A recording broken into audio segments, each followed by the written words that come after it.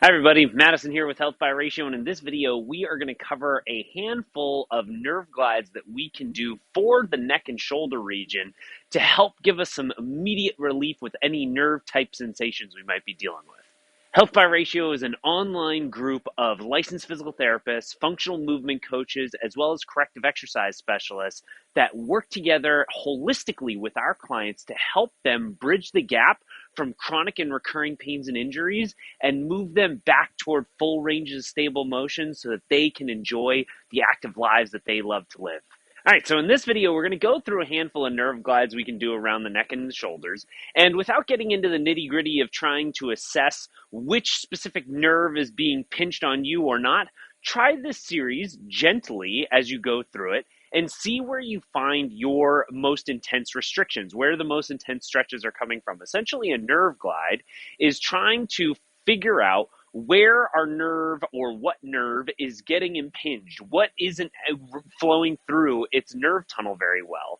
And then once we figure out where that restriction is coming from, we can go in and out of certain stretches that essentially flosses that nerve through its pathway and can free it up and calm down these sensations. Now, I will say, as great as these techniques can be, they also don't necessarily resolve the root causes of why our nerve is getting impinged if this is a recurring issue for us. So the why often stems from the postures we hold or the movements that the movement patterns we've cultivated. And if there are compensations or imbalances in how our shoulders and neck stabilize themselves, and that could be stemming from down what's happening below at the core, the hips, or even down at the ground.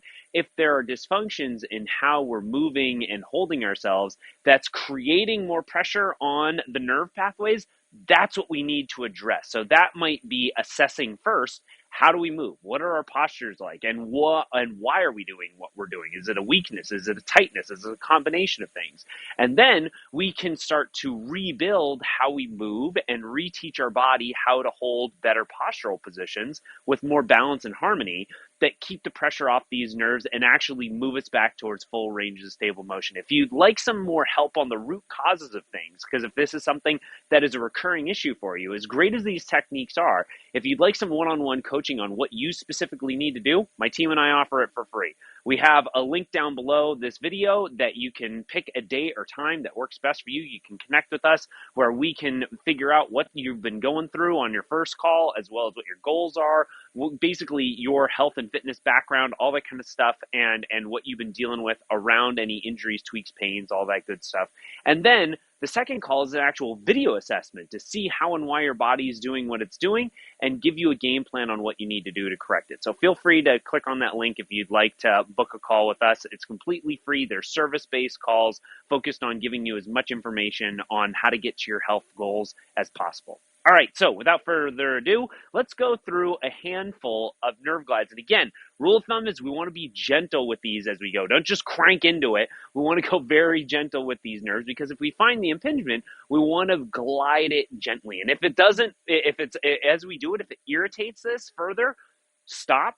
There's probably some other manual mobility techniques that need to be addressed first and foremost, which is, again, something we'd be happy to help connect with and help you one-on-one with it.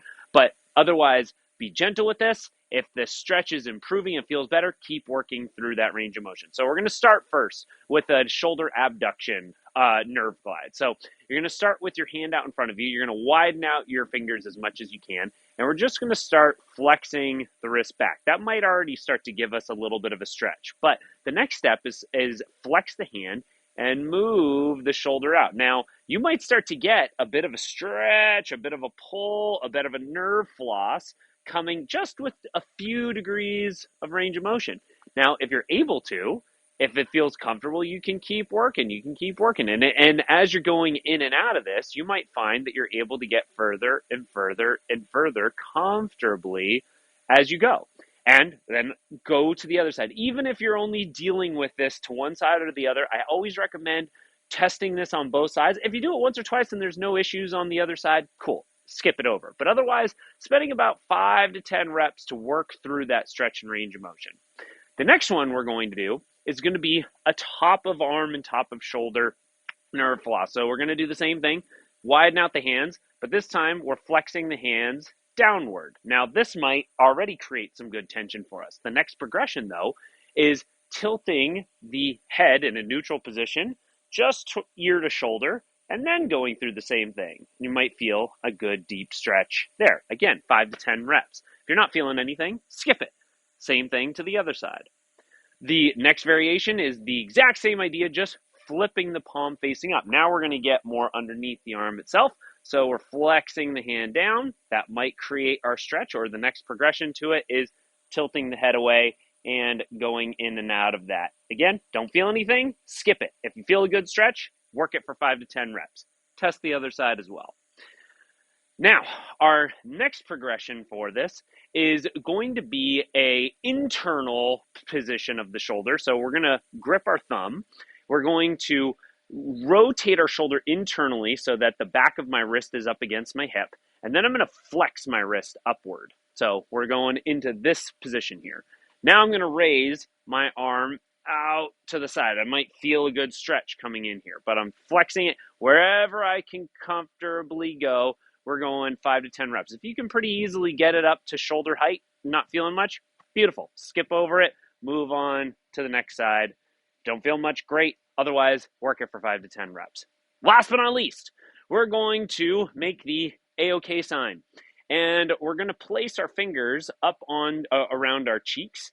And from here, we're just going to pull the elbow up high as we do this. And we can feel potentially a stretch that's getting pulled underneath my bicep into my armpit as I go in and out of this position.